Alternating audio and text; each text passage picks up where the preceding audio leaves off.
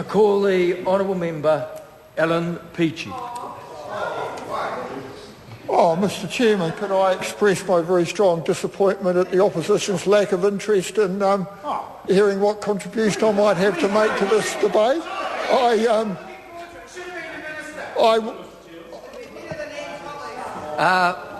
Point of order, the Honourable Rick Barker. Mr Chairman, just to show our interest in what the member has to say, I move that he be given unlimited time. That's being frivolous with the chair. Mr Chairman, can I just Alan Peachy.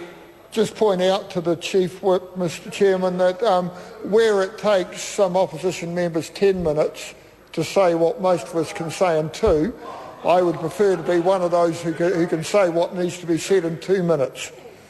I do want to acknowledge the contribution that the previous speaker made and to recognise his acknowledgement that the work of the Select Committee did on this. It was a very, very good process, and he was a major contributor to that.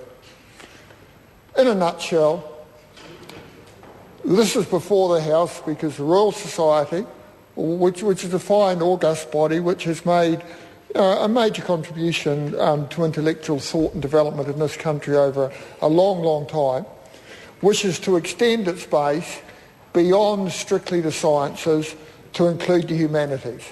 And there's widespread support for that to happen.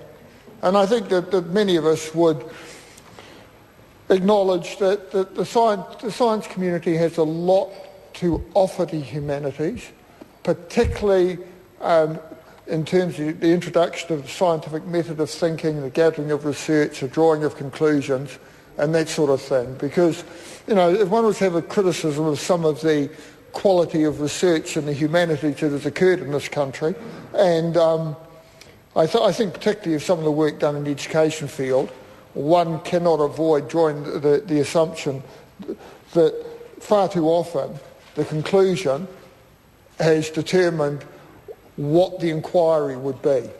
And it should, of course, be the other way round. So I thought, Mr Chairman, that we had an agreement that I would be listened to in silence. Did I miss something there? Members' night. It's good that on a members' night the House can enjoy itself and have a little bit of mutual fun with each other across the floor.